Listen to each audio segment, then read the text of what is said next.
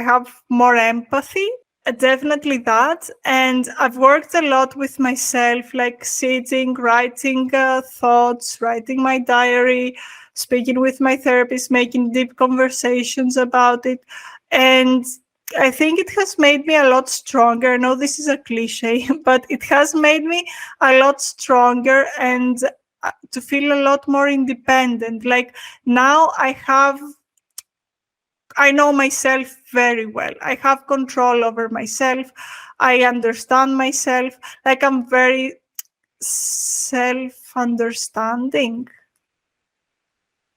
And this has definitely helped me both in conversations and also in my career a lot, because I feel like I can make better conversations, or I can converse better even with colleagues or with managers, or even sometimes when I act as a senior developer to other developers, like to be more open and explain things and explain myself, or prompt others to be more open and talk with me. And yeah, I think this has really helped me be more vocal in general and more self-aware.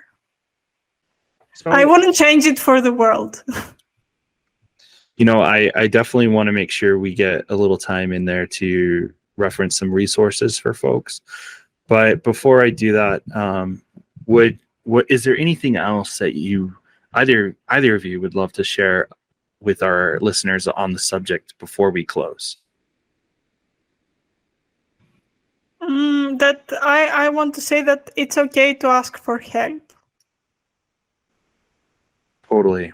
There are multiple ways for you to ask for help. So I wanted to make sure that, at least in the United States, I'm not so good about every country. So I have to choose the one that I live in. But for folks who live in the United States, which is a lot of our listeners, you can text or call the 988 hotline. That will allow you to get in touch with the Crisis Center. Suicide and Crisis Lifeline is what that's called. And there will be a link attached in the show notes for you to check that out. If anyone asks me to or messages me about their specific country or region of the world, some resources that are available to them, then I'll also include those in the show notes. Even after we've published this episode, I'll go back and add some more or create some way for us to show all of that. Perfect. Well, Katerina, thank you so much for coming on. And like we said, just having this vulnerable, raw conversation. I think it is something that we do need to talk about more, and just like we've said, to be open about and normalize, because everybody has something that they struggle with. And we definitely appreciate how you've opened up and shared your stories and experiences. And again, if you've not read her article on Medium, go check that out. If you'd like to connect with Katerina or just follow her, you can find her on Twitter at CyberCity. So it's PSYBER and then City, CITY.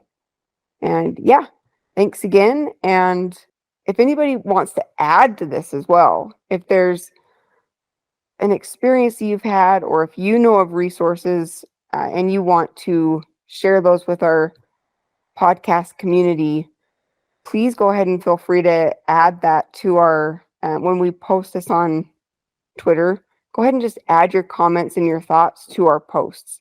And I'm sure that will be hugely helpful to other people. But yeah, please add your thoughts, your stories, your experiences, and you can find us at Dev.Life Podcast on Twitter. Thanks, Katerina. Thank you very, very much for having me again. This episode is sponsored by This.Labs, the JavaScript consulting firm offering staff augmentation, on-demand subject experts, training, and much more.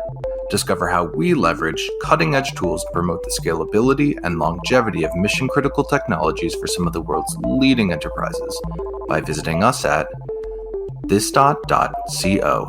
That's THISDOT.co.